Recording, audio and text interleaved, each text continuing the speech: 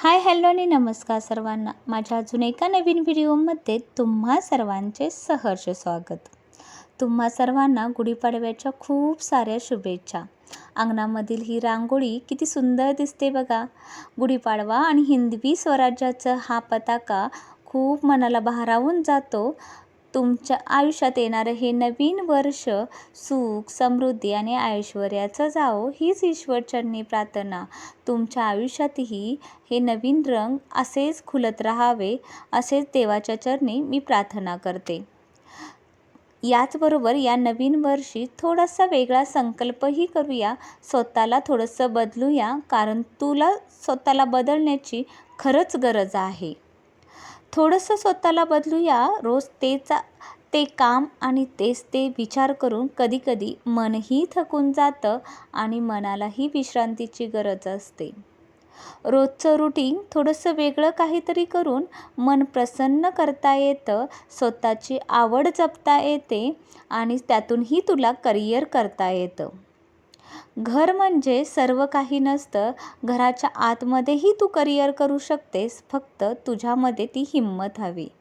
म्हणूनच की काय हे सणवारसुद्धा येत असतील, सजावं, नटावं आणि स्वतःलाच एक वेगळ्या रूपात पाहावं, कारण रोज तेच करून तू सुद्धा थकलेली असतेस. आता गुढीपाडवाच घ्या. या दिवसात निसर्गात किती बदल होतात. होळीचे सप्तरंग आणि पाडव्याची नवीन पालवी. वसंत ऋतूचे आगमन सृष्टीला नवीन रूप देऊन जातं. जसं तूनही तुझ्या स्वतःसाठी सजावं असं इतरांना वाटत असतं. स्वतःला जगून तरी बघ, आयुष्य खूप सुंदर आहे. आंब्याचे डहाळे, कडुलिंबाची पाने घराचे वातावरण कसं शांत करतात. अगदी तेच गुण तुझ्यामध्ये सुद्धा आहेत. तू सुद्धा घराला शांत करत असतेस, घराला एकवटून ठेवत असतेस. पण कधीतरी स्वतःसाठी जगून पहा. निसर्ग आपल्याला बऱ्याच गोष्टी शिकवत असतो. बदल हा सृष्टीचा नियम आहे.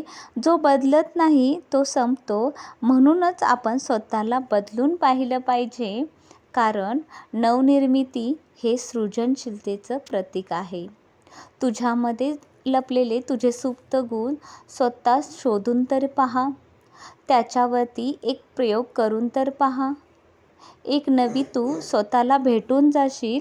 कडुलिंब कडू आहे पण औषधी आहे, त्याचप्रमाणे स्वतःचा स्वभाव बनव. कधीकधी कठोर वागलेलंही चांगलं असतं, तुझ्यासाठी आणि घरातल्यांच्या भल्यासाठीही.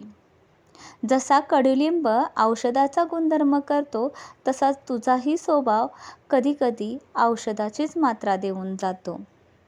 नेहमीच गोड वागण्यापेक्षा कधीतरी कठोर वागून बघ. आंब्याच्या वासानं सर्व परिसर मोहून जातो, तसंच आपलं वागणंसुद्धा असावं. आपल्या प्रेमानं आपलं घर सुगंधित बनवावं.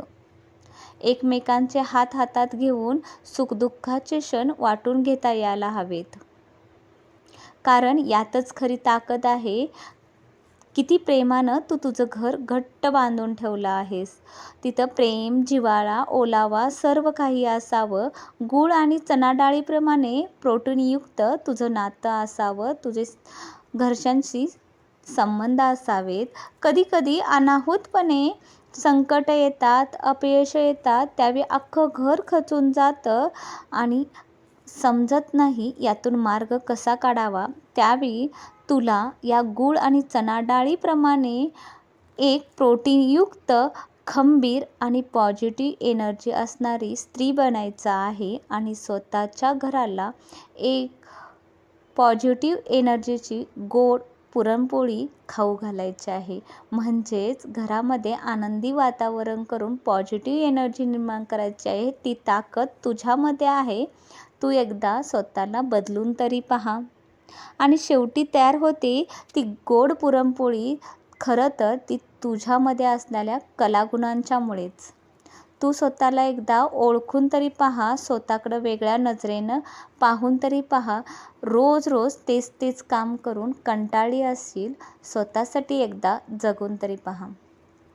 गुढीपाडव्याचा हा सण खरंच नवचैतन्य घेऊन निसर्गात येतो. तसंच आपल्या आयुष्यातही नवनिर्मिती आणि नवचैतन्य यावं, सृष्टीमध्ये जसे बदल होतात, ऋतूप्रमाणे सृष्टीही स्वतःला बदलत असते.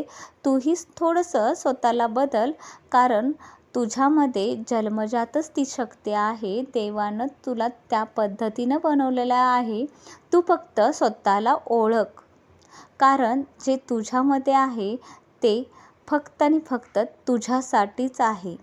इतरांसाठी जगता जगता स्वतःसाठी जग, कारण हे आयुष्य तुझं आहे आणि ते तुलाच जगायचं आहे. गुढीपाडव्याचा सण मोठा, नाही आनंदाला तोटा. माझे हे विचार तुम्हाला जर आवडत असतील तर माझ्या व्हिडिओला एक लाईक करा आणि सबस्क्राईब करायला विसरू नका. श्री स्वामी समर्थ.